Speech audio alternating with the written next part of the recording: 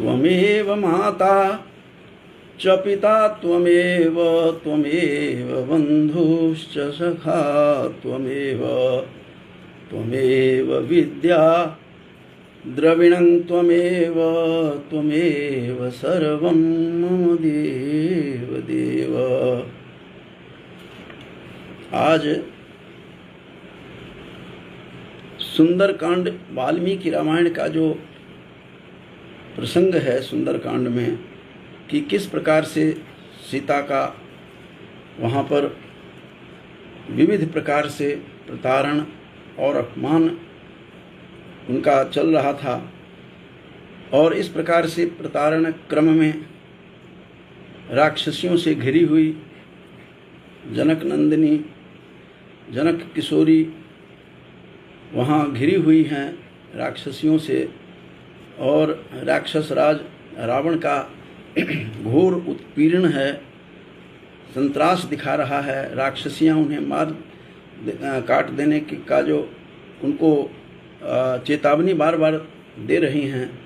उस मध्य किस प्रकार से जगत जननी जानकी वहाँ वो सह रही हैं सभी दुखों को, और वह राक्षस राज रावण जिसे किसी की भी चिंता नहीं, उसने अपने विद्युत जिह्व नाम का जो उनका बहनोई था, काल के साथ जो युद्ध हुआ उसमें 14,000 का वध किया गया, जिसमें शूर्पणखा जो इसकी बहन है रावण की, उसके पति भी वहाँ सेनापति थे, वह भी मारा जाता है। इतना बड़ा अत्याचारी इस संसार में नहीं देखा गया। रावण का अत्याचार बढ़ता जा रहा था। सभी जो उत्तरकांड में जो कुछ प्रसंग आया है उसके आधार पर कि रावण का अत्याचार इतना बढ़ गया था कि वहाँ देवताओं की कन्याएं, ऋषियों की कन्याओं को भी उसने किसी को नहीं छोड़ा। काल के 14,000 जो दैत्यों का वध करने के बाद जब वह लौट रहा था, खुशी में गर्वित था, खुशी से गर्वित होकर के वह चल रहा था, तो वहाँ आकर के उसकी शूर्पणखा बहन चिल्लाती हुई आती है, कहती है कि मेरे पति को भी आपने वध कर दिया, और दामाद के रूप में होता है बहनोई, छोटी बहन का पति, आपने उसका भी ध्यान नहीं रखा। रावण कहता है कि तुझे सब कुछ सुख दूंगा, अन्न और वस्त्र का कष्ट नहीं होगा। क्या वह उसका पति रावण लौटा सकता था? रावण कहता है मैं आवेश में आकर के मैं अपना पराया नहीं देखता हूँ, और तुम्हारे पति का भी वध हो गया। इस प्रकार से जो यातना देने में जो कुशल है, ऐसे पापी दुराचारी अत्याचारी ब्राह्मण कुलोद्भव होकर के भी कलंकित जीवन जो जी रहा था, अब वो उसी प्रकार से यहाँ भी अत्याचार बढ़ा रहा है।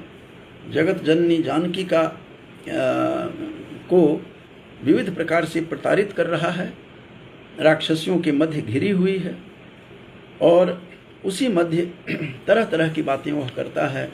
कहता है कि वह राम न तो मेरे में तेज में मेरे बल मुकाबले वो कहीं बैठता है, न धन में न संपत्ति में।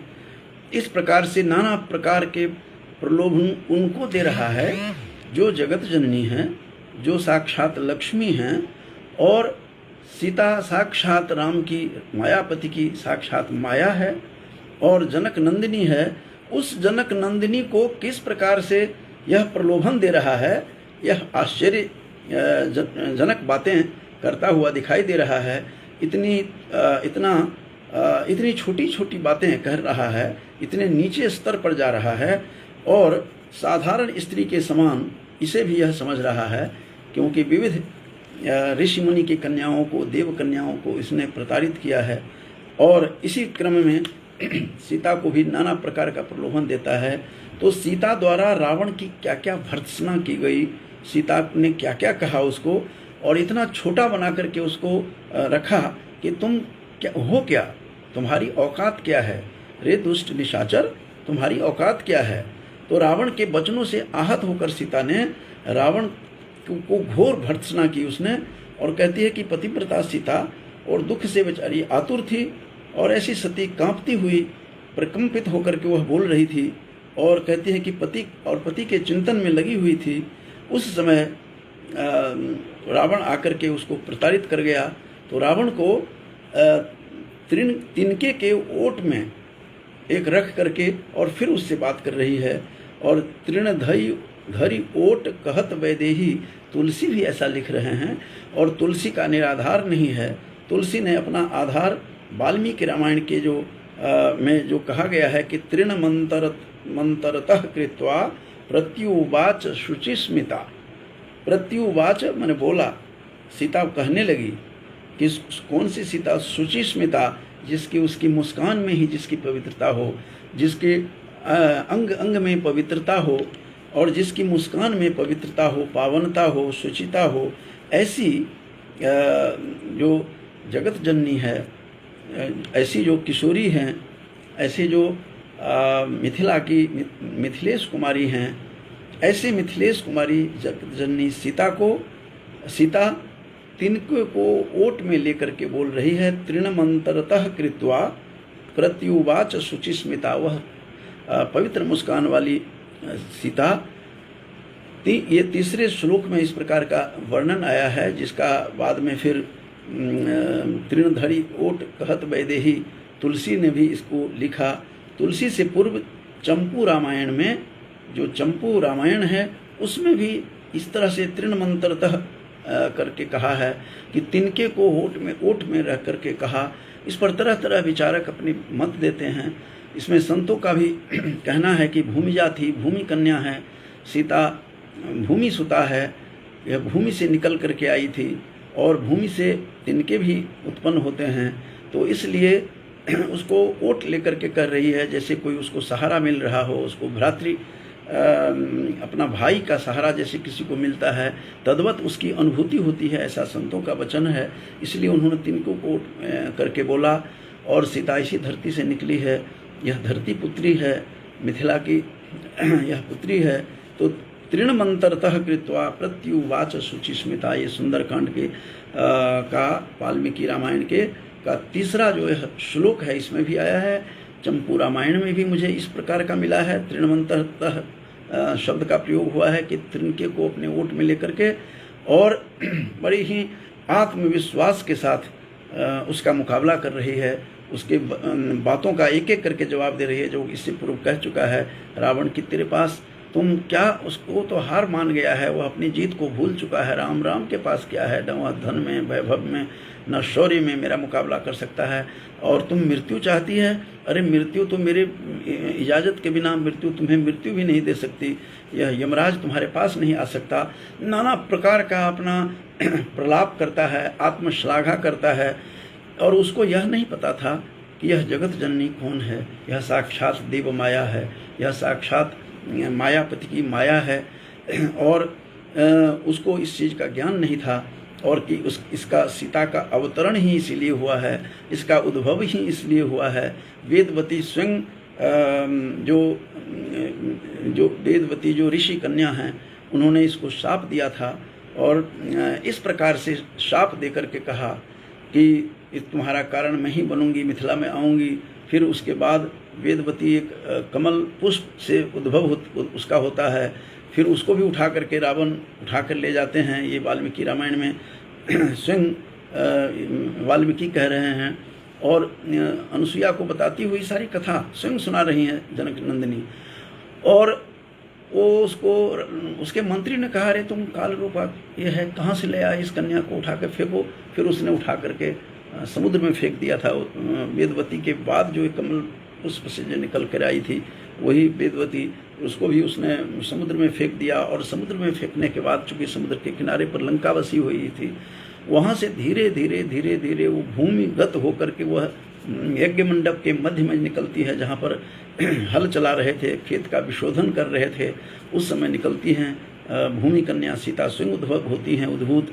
वही यह भूमि कन्या है, वही वेदवती कमल पुष्प से भी निकलती हैं, फिर सीता बन करके आई हैं। ये कौन है, इसको त्रिकालदर्शी रावण को सब ज्ञात था, लेकिन वह पीछे हट नहीं सकता था, अड़ा हुआ था। मंदोदरी की सलाह नहीं मानी, उनके राय नहीं मानी, अपने कुंभकर्ण की बात नहीं मानी, अपने पुत्र की मेघनाद की बात नहीं मान करके काल जब सवार होता है, जब नाश मनुज पर छाता है, पहले विवेक मर जाता है, दिनकर ने सही कहा है। तो इस प्रकार से उसकी भी स्थिति, रावण की ऐसी स्थिति हो गई थी। तो रावण को सब ज्ञात था कि मृत्यु आसन्न है, फिर भी तरह तरह की अपनी चाल चल रहा था। तो इस प्रकार से तरह तरह की बातें करता हुआ दिखाई देता है। और सीता ने इसको घोर भर्त्सना की रावण की, उसी के रावण के ही अशोक वाटिका में, और तरह जो बातें उसने कही थी उसके जवाब में कह रही है। तिनके को ओट में लेकर के बात कर रही है और कहती है, अरे दुष्ट, जैसे सिद्धि जो है, पापाचारी को कभी भी सिद्धि प्राप्त नहीं होती है। जो पापाचरण करते हैं, जो पापाचरण की मंत्रणा करते हैं, पापाचार में लगे रहते हैं, जो अन्यायी हैं, दुराचारी हैं, जो सदाचारी नहीं हैं, ऐसे व्यक्तियों को, ऐसे चरित्रहीन व्यक्तियों को कभी भी सिद्धि प्राप्त जैसे नहीं होती। सीता कह रही हैं स्वयं सुंदरकांड में और वाल्मीकि रामायण के सुंदरकांड में, जिसका 21वां जो यह सर्ग है उसमें, कि कहते हैं जैसे सिद्धि दुराचारियों को, पापाचारी को सिद्धि नहीं मिलती, उसी तरह से तुम किस तरह से मेरी कामना करते हो रे दुष्ट। और मैं तो उच्च कुल में जन्म लेकर के आई हूँ, मैं जनक की पुत्री हूँ, मैं राजर्षि की पुत्री हूँ। वह राजा भी थे और ऋषि भी थे, वह साधारण नहीं थे, राजर्षि के मैं पुत्री हूँ, मेरा मिथिला में जन्म हुआ है। सीता सारी बातें कह रही है रावण को, अरे दुष्ट, मैं तो उच्च कुल में जन्म लेकर के आई हूँ, बड़े ऋषि की कन्या हूँ। जिस मिथिला में एक से एक उद्भूत हुए हैं, विद्वान हुए हैं, जहाँ अष्टावक्र हुए हैं, जहाँ याज्ञवल्क मेरे पिता के गुरु हैं, ये माने उच्च कुल में सारी बातें आ रही है। और जहाँ पर मैत्रेयी और मैत्रेयी जैसी विदुषी जहाँ पर हैं, तो उस मिथिला की मैं पुत्री हूँ और गार्गी के उस भूमि से मैं हूँ। और मैं उच्च कुल में मेरा जन्म हुआ राजा जनक के, और मेरा जो विवाह हुआ है वह भी दशरथ के कुल में एक श्वाकु वंश में मेरा हुआ है, जो रघुवंशी मेरे पति हैं, ऐसा मेरा उच्च कुल है। और इस प्रकार की तुम नीच बातें कर रहे हो, प्रसिद्ध मेरा कुल है, और मैं सती हूँ और पराई स्त्री हूँ, और तुम्हारी भार्या के योग्य मैं नहीं हूँ रे दुष्ट पापी। वह सारी बातें समझा रही हैं कि रे निशाचर, तुम श्रेष्ठ धर्म पर दृष्टिपात करो, श्रेष्ठ धर्म का आचरण करो। तुम्हारी स्त्रियां तुमसे जैसे संरक्षित होती हैं, उसी प्रकार से पराई स्त्रियों का भी संरक्षण करना एक तो राजा का भी दायित्व है। तुम राजा हो और राजा हो करके इस तरह से नीच हरकत करते हो, और राजा का दायित्व है। वह मनुस्मृति को भी पीछे भी उद्धृत कर रही थी कि राजा का धर्म है। राम के लिए भी उन्होंने संदेश लक्ष्मण को दिया था, जब जानकी का जो इनका परित्याग जब राम करते हैं, तो लक्ष्मण के माध्यम से भी उन्होंने अपना संदेश भेजा था कि निर्वासन काल में कि तुम कह देना उस राजा राम को कि मैं साधारण नहीं हूँ। मैं उनको याद करवा रहे हैं मनुस्मृति का, मनु का के कथन कि चारों वर्णों का संरक्षण उसका अधिकार है। उसी प्रकार से रावण को भी यहाँ सुंदरकांड में भी कह रही है कि जैसे तुम्हारी स्त्रियाँ, तुम्हारे राज्य की स्त्रियाँ, तुम्हारे देश, तुम्हारे जो ये लंका है, इसकी स्त्रियाँ जैसे तुझसे संरक्षित है, उसी प्रकार से तुम्हारा दायित्व है प्रत्येक स्त्री का संरक्षण करना भी तुम्हारा दायित्व है, एक राजा का भी रूप में। और वैसे भी सदाचारी बनो, धर्म के आचरण करो, श्रेष्ठ धर्म का आचरण करो।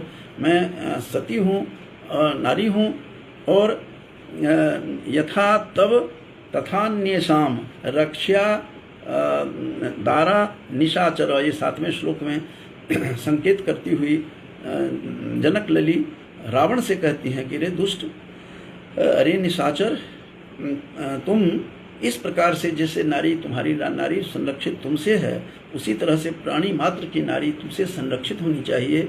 ये राजधर्म भी यही है, और एक धर्माचारी व्यक्तियों का भी कर्तव्य है, चाहे वो राजा हो या नहीं हो, तुम्हारे में दोनों है। तुम्हें ऐसा करना चाहिए, तुम्हें धर्माचरण करना चाहिए।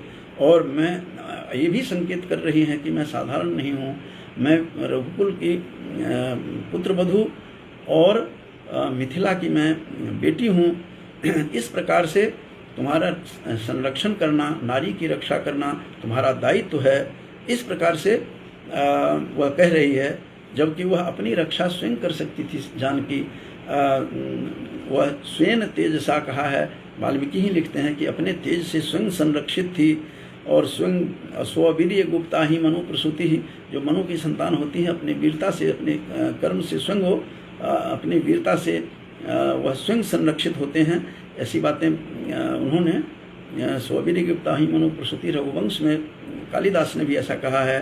तो चंचल इंद्रियों वाले जो पुरुष होते हैं, रावण को कहते हैं रे दुष्ट, रे दुराचारी, पापी और रे निशाचर। तुम्हें यह समझना चाहिए जो चंचल बुद्धि के इंद्रिय, जिनकी इंद्रियां चंचल होती हैं, स्थिर नहीं होती हैं, ऐसे पराई स्त्रियों की तरफ देखने से ही उसका पराभव प्राप्त होता है, उसकी पराजय निश्चित है और तुम्हारा भी पराजय निश्चित है। इस प्रकार से क्या यहाँ सदाचारी पुरुष नहीं रहते हैं तुम्हारे राज्य में? तुम्हारी जो बुद्धि है वह सदाचार शून्य हो चुकी है, तुम्हें आचरण शून्य हो चुके हो और तुम्हारा पतन जो है शीघ्र होगा। ये सारी बातें इशारों में, संकेत में सीता रावण को कह रही हैं। और तृणमंतरतः कृत्वा प्रत्युवाच शुचिस्मिता, वह शुचिस्मिता जनक कन्या, जनक लली जो मिथिलेश कुमारी हैं, जो मैथिली हैं, वह बार बार उसको सचेत करती हुई रावण को कहती हैं कि तुम्हारे यहाँ कोई सदाचारी नहीं है, सभी दुराचारी हैं, तुम्हारी बुद्धि सदाचार शून्य हो चुकी है और ऐसे लोगों का पतन भी शीघ्र होता है। और उसने कई देव कन्याओं ने, कई ऋषि कन्याओं ने इनको तरह तरह के शाप दिए हुए हैं, उसकी शक्ति भी धीरे धीरे क्षीण हो रही थी। रे दुष्ट, बड़े बड़े राज्य दुराचारी राजा को पाकर शीघ्र ही बड़े बड़े राज्य नष्ट हो जाते हैं और तुम हो क्या? उसी प्रकार तेरी रत्न राशि से जो यह लंका भरी पड़ी है, यह स्वर्ण लंका, वह तेरे पाप से निश्चित रूप से शीघ्र ही यह लंका नष्ट हो जाएगी। इस प्रकार का भी संकेत देती हुई रावण को सचेत करती है, भर्त्सना करती है, फटकार लगाया उसने कि तुम्हारे पापाचार से यह लंका शीघ्र ही नष्ट होगी और दुनिया और संसार जो है इसको अपने आनंद मग्न होकर के खुशियां मनाएंगे। इस प्रकार का भी भविष्यवाणी जानकी कर रही हैं उसके रावण के समक्ष। जैसे कोई प्रभा, ये भी कहती है कि जैसे कोई प्रभा सूर्य से अलग नहीं हो सकती, सूर्य की जो किरण है, सूर्य के जो मयूख हैं, जो सूर्य की किरणें, वह जैसे सूर्य से अलग नहीं हो सकती, सूर्य की प्रभा सूर्य से अलग नहीं हट सकती, उसी तरह से जो सूर्य कुल में उत्पन्न, जो रघुकुल उत्पन्न, जो इक्ष्वाकु वंश में उत्पन्न जो राम हैं, उनकी मैं प्रभा हूँ। वो सूर्य हैं, सूर्यवंशी, और मैं उनकी प्रभा हूँ, उनकी तेज हूँ। तो तेज कभी भी उसकी रोशनी, उसका प्रकाश जैसे अलग नहीं रह सकता, सूर्य प्रकाश, उसी प्रकार से सूर्य की रश्मि के समान मैं भी हूँ, मैं भी कभी भी अलग नहीं हो सकती, मैं रघुनाथ के तनमन में समाई हुई हूँ, ये बताना चाह रही हैं। तो जैसे सूर्य की प्रभा उनसे हट नहीं सकती, उसी प्रकार से मैं रघुनाथ से अलग नहीं हूँ, विलग नहीं हूँ। और ये सारा ऐश्वर्य कि तुम लोभ दिखा रहे हो, ऐसा कहा कि तुम्हारे पास ऐश्वर्य, मेरे पास ऐश्वर्य है, उस बनवासी के पास क्या है? कुछ भी नहीं है। ये रावण ने इससे पूर्व जो उसको कहा था, उसका एक एक करके वह जवाब यहाँ पर देती हुई दिखाई दे रही हैं। कह रहे हैं कि तुम अपने धन के प्रलोभन दे रहे हो, तुम मुझे ऐश्वर्य के लोभ से मुझे कोई भी लुभा नहीं सकता, क्योंकि शक्त्या लोभयितुम नाहम ऐश्वर्येन धनेन वा। कहते हैं मैं कोई ऐश्वर्य से के लोभ से और धन से मैं कभी भी मोहित या कोई भी मुझे लुभा नहीं सकता। और अनन्या राघवेणाहम भास्करेण यथा प्रभा, ये 15वां जो इसका श्लोक है वाल्मीकि रामायण के सुंदरकांड के 21वें सर्ग में, तो उसमें यह श्लोक बताया गया है कि शक्या लोभ इतुम नाहम ऐश्वर्येन धनेन वा, या ऐश्वर्य और धन से मैं प्रलोभित होने वाली नहीं हूँ। अनन्या राघवेण, में राघव के अनन्या हूँ मैं, जो अन्य कोई भी नहीं है, और प्रभा के समान हूँ राघव की, जैसे भास्कर के प्रभा होती है, भास्करेण यथा प्रभा, भास्कर की प्रभा के समान मैं भी हूँ। इस प्रकार की बातें कह रही हैं। और जैसे और एक बार जब मैंने रघुवर के भुजाओं का जब मैंने तकिए की तरह उनका प्रयोग किया है, तो एक बार प्रयोग करने के बाद मैं किसी के पर पुरुष के उस भुजाओं का मैं कभी भी प्रयोग कैसे कर सकती हूँ। तो इस प्रकार से पतिव्रता नारी और सती नारी के तेज से तुम जल जाओगे, और तुम इस प्रकार के जो अत्याचारी है तुम्हारा राज्य नष्ट हो जाएगा। सब कुछ भविष्यवाणी कर रही हैं सीता, और तिनके को ओट में रख करके वह सारी बातें कर रही हैं। तो इस प्रकार से यदि तुम्हें नगर की रक्षा और दारुण बंधन से बचने की इच्छा है, तो तुम रघुनाथ के शरण में जाओ। वो भक्त वत्सल हैं, वो तुम्हें उनको मित्र बना लो और तुम्हें वो छोड़ देंगे और मुक्त कर देंगे। यदि तुम भला चाहते हो, यदि इस लंका के शुभचिंतक हो, तुम ऐसा काम करो, क्योंकि रघुनाथ भक्त वत्सल हैं।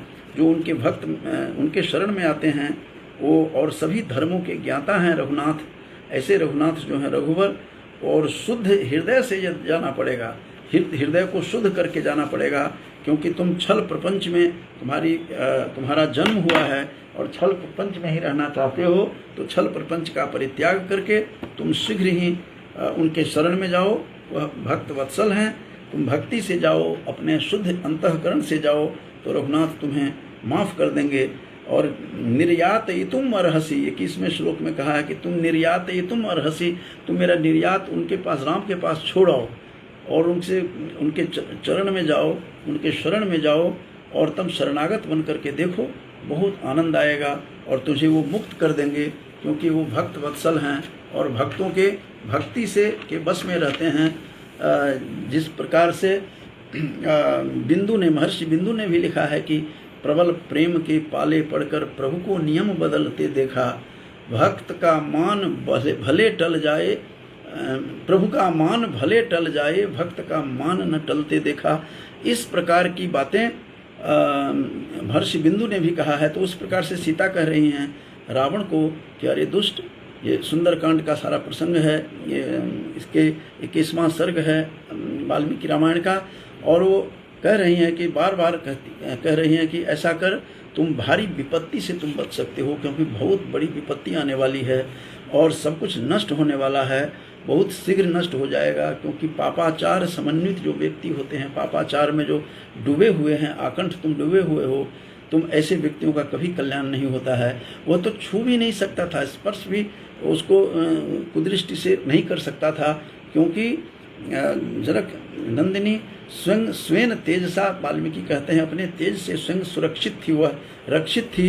इसलिए काल तुझे छोड़ दे, परंतु रघुनाथ का क्रोध तुम्हें कथमपि नहीं छोड़ सकता है। जब उनका क्रोध आता है तो समस्त संसार प्रकंपित हो जाता है, और तुम्हें काल बेशक छोड़ दे, माफ़ कर दे, यमराज माफ़ कर दे, लेकिन रघुनाथ तुम्हें कभी माफ़ नहीं करेंगे। और तुम इंद्र के छोड़े वज्र के तरह गड़गड़ाहट जब सुनोगे राम के धनुष को, राम का धनुष का टंकार जब सुनोगे, वह इंद्र के वज्र के समान वह गड़गड़ाहट उसमें आती है, आवाज़ आती है, प्रतिध्वनि होती है, ध्वनि होती है, उसका नाद ऐसा होता है तुम उसको सुनोगे और उसी में, उसके नाद में से ही तुम नष्ट हो जाओगे। एवं राम और लक्ष्मण के नाम से जो अंकित है, सुंदर गांठ वाले, वह प्रज्वलित मुख वाले जो सर्प के समान हैं, वह उनका धनुष सर्प के समान, वह नाग के समान है, जो तुम्हें डस लेगा और समाप्त कर देगा, ऐसे उनके बाण हैं। और ये सारे पहले भी उनको अगस्त मुनि से सब कुछ मिल चुका है, सीता के समक्ष है, सीता ने सब कुछ देखा था। अगस्त मुनि ने उनको ऐसे ऐसे बाण और अस्त्र दिए थे, तो जो एक बार धनुष का टंकार सुनने मात्र से ही प्रकंपित होकर के राक्षस कुल समाप्त हो जाता है। तो अब वह तुम्हारी स्थिति आने वाली है। वे कंक पत्र वाले जो बाण हैं राम के पास, ऐसे छोड़ेंगे कि यहाँ तिल रखने की भी जगह तुम्हारे पास नहीं होगी, और अजस्र बाण है, और वह बाण जाता है और फिर लौटता है। ऐसे ऐसे बाण उनके पास हैं, ऐसे धनुष में जाकर के तरकस में फिर लौटाता है। उनको अगस्त ऋषि ने भी उनको प्रदान किया था। तो और जैसे गरुड़ सर्प का संहार कर लेता है, जैसे गरुड़ बड़े बड़े सर्पों का संहार कर जाता है, उसी प्रकार राम जो हैं राक्षस रूपी जो सर्प हैं उन सर्पों को, तेरे जैसों को वो निगल जाएंगे, जैसे गरुड़ बड़े बड़े सर्पों को निगल जाता है। बहुत उसको जब इससे पूर्व रावण डरा रहा था सीता को, अब सीता एक एक करके जवाब देती हुई दिखाई दे रही हैं। यह सुंदरकांड का सारा प्रसंग है वाल्मीकि रामायण के 21वें सर्ग का। सीता को प्रताड़ना किया था रावण ने, और रावण को एक एक बातें बता रही है। तृणधरी ओट कह ही वैदेही, जो तुलसी ने लिखा है वह इसमें भी वाल्मीकि रामायण में भी मिला है, और ऐसे ही जो उसके उसमें भी मिला है चंपू रामायण में भी। चंपू रामायण, चंपू पर पीछे मैंने व्याख्यान दिया था कि गद्य पद्य मयम काव्यम चंपू रीति निगद्यते। चंपू कहते हैं कि गद्य पद्य से जो मिश्रित काव्य हैं उसको चंपू कहते हैं। उस चंपू काव्य में भी चंपू रामायण में भी इस प्रकार प्रसंग आया है कि तिनके को ऊँट में रख करके बात कर रही है। तो ये सारी बातें करके अब इनको डरा रही है कि जैसे गरुड़ सर्प को भक्षण कर लेता है उसी तरह से राम तुझे निगल जाएंगे, और तुम डरो राम से। एक एक करके बात का जवाब दे रही है सीता, और उनको डरा भी रही कि जैसे विष्णु ने 3 पग से 52 अवतार में को याद करवा रही है रावण को कि रे दुष्ट रावण, रे निशाचर, नीच पापी, तुम ये बात क्यों भूल जाते हो इस बात को कि विष्णु ने 3 पग से जो राक्षस कुल का था, जो प्रहलाद के पौत्र थे, उस को किस प्रकार से उन्होंने 3 पग में संपूर्ण पृथ्वी आकाश सब कुछ ले लिया था, उसी प्रकार से सब कुछ तुम्हारी लक्ष्मी छिन जाएगी। तो इस प्रकार से उनको याद करवा रहे हैं कि विष्णु के स्वयं अवतार हैं राम। सीता को सब पता है, उसको संकेत मात्र से, चूँकि रावण को भी सब कुछ पता था। रावण बहुत बड़ा विद्वान था। रावण स्वयं त्रिकालदर्शी थे, ज्योतिषी थे और वेदों के ज्ञाता थे, और इस प्रकार से वेद पाठी ब्राह्मण होने के बाद भी दुराचारी हो गए थे, कुमार्गगामी हो गए थे। और जो कुमार्गगामी होते हैं उसको वेद भी पवित्र नहीं करता है। यह रावण पर अक्षरशः घट रहा है। और जैसे कहा गया है कि जो इस तरह से आचारहीन होते हैं, आचारहीनं न पुनन्ति वेदाः, वेद भी पवित्र नहीं करता, वो रावण पर घटित होता है। अक्षरशः कहते हैं कि तुम तो आचारहीन हो चुके हो। और फिर मनुस्मृति में भी मनु ने कहा है कि आचारात विच्युत विप्रह न वेद फलमश्नुते। आचार से जो ब्राह्मण गिर जाता है, आचारात विच्युतो विप्रह न वेद फलमश्नुते, ये मनुस्मृति में मनु ने डिम्निन घोष करके बताया है। इस तरह से सारी बातें सीता बता रही हैं सुंदरकांड में। वाल्मीकि रामायण के 21वें सर्ग में सीता एक एक करके जवाब दे रही है उस रावण के। रावण ने कहा था कि तुम्हारे पास क्या है? राम के पास न तो शक्ति रह गई है, विजय की कामना छीन हो चुकी है उसकी, न वह शक्ति है, न वैभव है, मेरे से तो काल भी डरता है। तो उसको वह यह नहीं पता है कि काल भी उन्हीं के बस में है। ऐसे विष्णु के वह अवतार हैं राम, उसको इस चीज़ का ज्ञान था, लेकिन फिर भी वो हट नहीं सकता था। अपने आचरण से मुक्ति भी मिलनी थी उसको। उसी समय पता लग गया था रावण को कि यह खर और दूषण का जब संहार हुआ था, रावण तो इतना अत्याचारी था। अभी पहले मैं बताया मैंने आपको कि उसने अपने बहनोई को, विद्वत जीव को भी मार दिया था। सेनापति थे वो, और उसको मार दिया था। और मारने के बाद वह चिल्लाती हुई जाती हैं शूर्पणखा, और शूर्पणखा कहती हैं कि आपने अपने दामाद को भी मार दिया है। छोटी बहन के जो पति दामाद के समान होते हैं, आप अत्याचारी हैं। ये सारा कलंक अपने ऊपर लिया था। और आप जब इसके पिछले जन्म में जाएंगे, शूर्पणखा साधारण नहीं थी, वह नैनतारा नाम की अप्सरा थी जिसको शापित थी वो बज्रा ऋषि से, और उसने रूप में अब इस राक्षसी रूप में आ गई थी।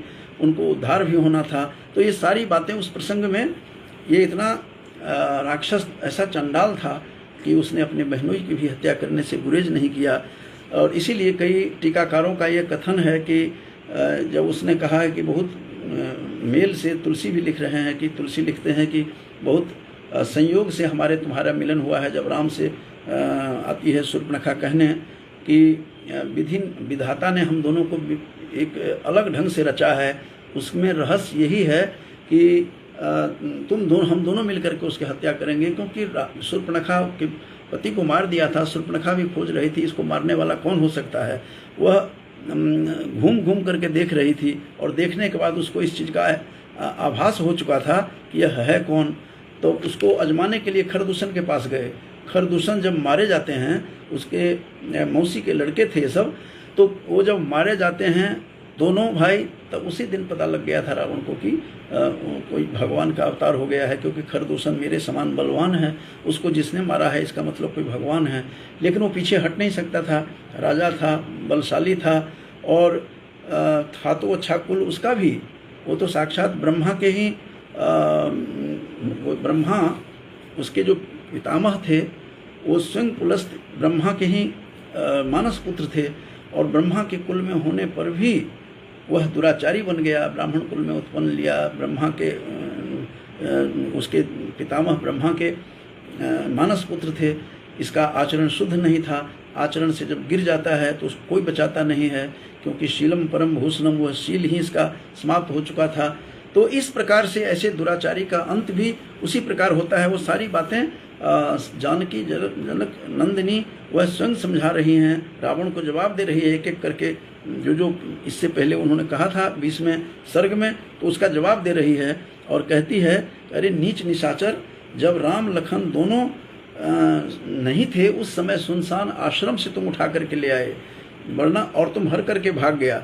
माया मृग के रूप में भेज करके उनके पीछे लगा दिया, और तुम अकेले में, जब मैं अकेली थी उस आश्रम में, तुम मुझे उठा करके ले गए।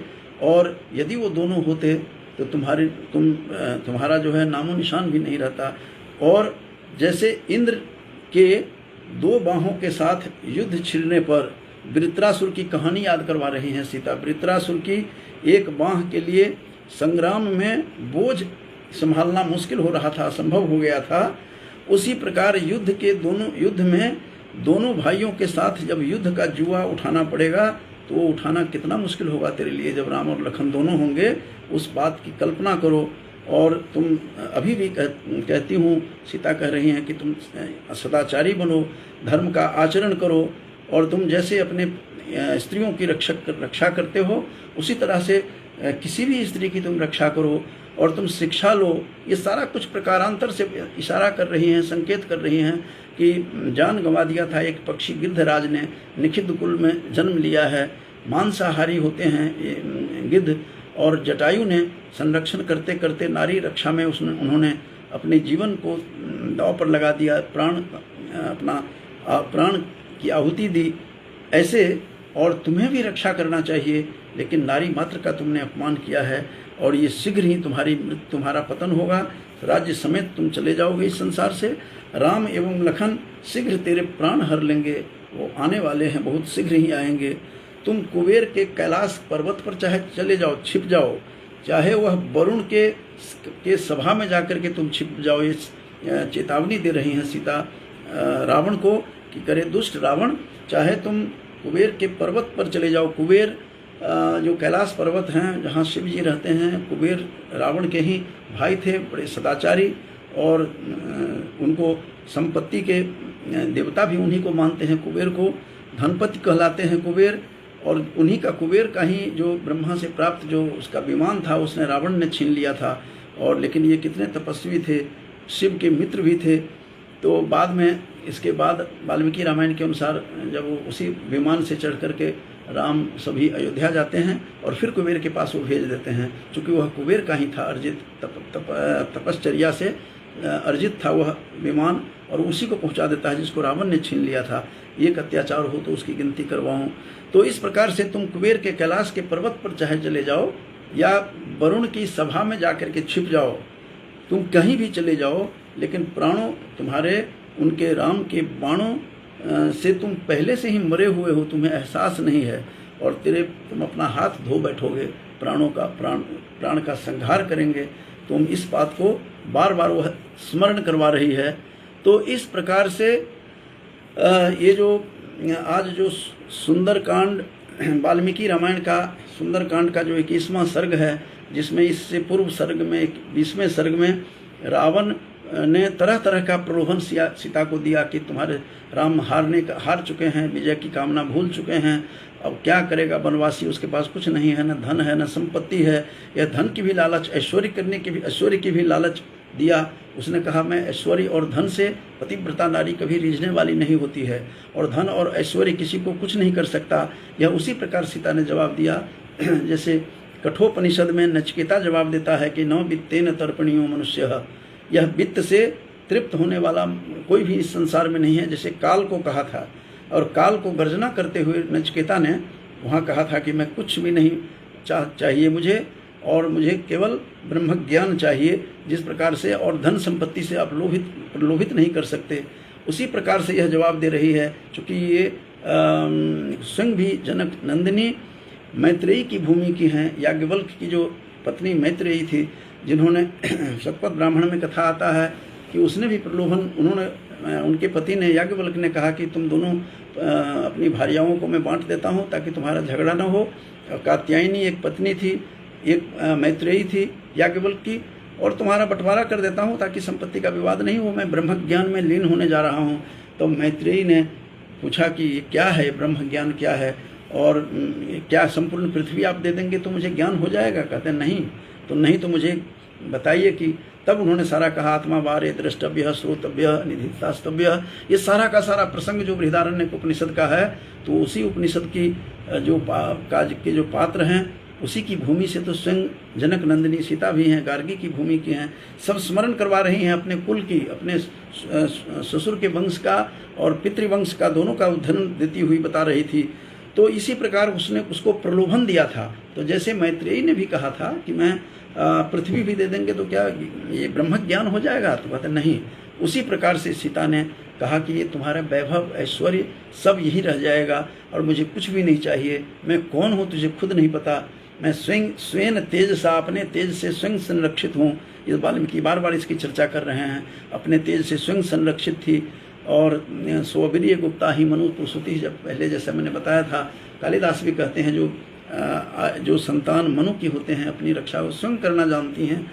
तो सारा कुछ प्रसंग ये बता रही हैं, और एक एक करके जवाब दिया है इस सुंदरकांड के 21वें सर्ग में। तो और कहते हैं कि तुम भावी विपत्ति से बचना चाहते हो, अभी भी शरणागत बन जाओ, शरण में चले जाओ, राम शरण में जाओ, राम में रति रखो। और सारा कुछ प्रसंग, एक से एक प्रसंग इसमें आया है वाल्मीकि रामायण में। और जैसे तुलसी भी कहते हैं, बाली को भी ज्ञान बाद में हुआ तो कहा कि तुझे मैं प्राण दान देता हूँ। कहते प्राण नहीं चाहिए। अब तो वाल्मीकि तुलसी के बाली क्या कहता है, सुग्रीव का बड़ा भाई अग्रज, जो सूर्य पुत्र थे सुग्रीव, और वो स्वयं इंद्र के पुत्र थे। तो कहते हैं कि अब जेहि जोनि जन्म हूँ कर्म वसतः राम पद अनुराग हूँ। अब तो राम के पद में ही अनुराग रहे, जिस जोनि में जन्म लूँ। तो ये इसको अभी तक ज्ञान नहीं हुआ है। तो इस प्रकार से रावण को एक एक करके सीता ने जवाब दिया। साक्षात पतिव्रता नारी हैं, जिनके पातिव्रत्य धर्म के विषय में बहुत कुछ कहा है, और अनसुईया ने जिनको पूरी शिक्षा दी है। ऐसे अनसुईया की ये शिष्या हैं जिन्होंने अनसुईया ने शिक्षा दी थी। अनसुईया का शरीर जर्जर हो चुका था, दुर्वासा की माँ अनसुईया का। तो उसने जिसको शिक्षा दी हो, ऐसी पतिव्रता सती नारी को भला कौन हिला सकता था, कौन उसके मार्ग से विचलित कर सकता था? ये सारा प्रसंग मैंने थोड़ा सा प्रसंग में पिछले कई दिनों से मैं बोल रहा हूँ व्याख्यान में। तो आज का प्रसंग मेरा यही था। तो आज बहुत लोग इसमें जुड़े हुए हैं। आज भी रूपेश शास्त्री हैं, ये हमारे गांव से ही हैं, प्रपौत्र हैं मेरे, और मेरे मित्र और बहुत बड़े लेखक डॉक्टर NC पंडा जी भी दिखाई दे रहे हैं, जो उड़ीसा के सेंट्रल विश्वविद्यालय में प्रोफेसर हैं और अनुसंधान में, शोध में कुशल हैं। और आचार्य अनुग्रह नारायण दास जी भी हैं, विजय यादव जी हैं। मैं सभी को साधुवाद देता हूं कि आज मैं जो व्याख्यान में कुछ दिया है, प्रतिदिन मैं कुछ लेकर के काफ़ी पिछले एक मास से मैं चल रहा हूं इसी पर। तो जो लोग सुन रहे हैं, मैं सबको बहुत बहुत धन्यवाद ज्ञापन करते हुए अपनी वाणी को विराम देता हूं। धन्यवाद।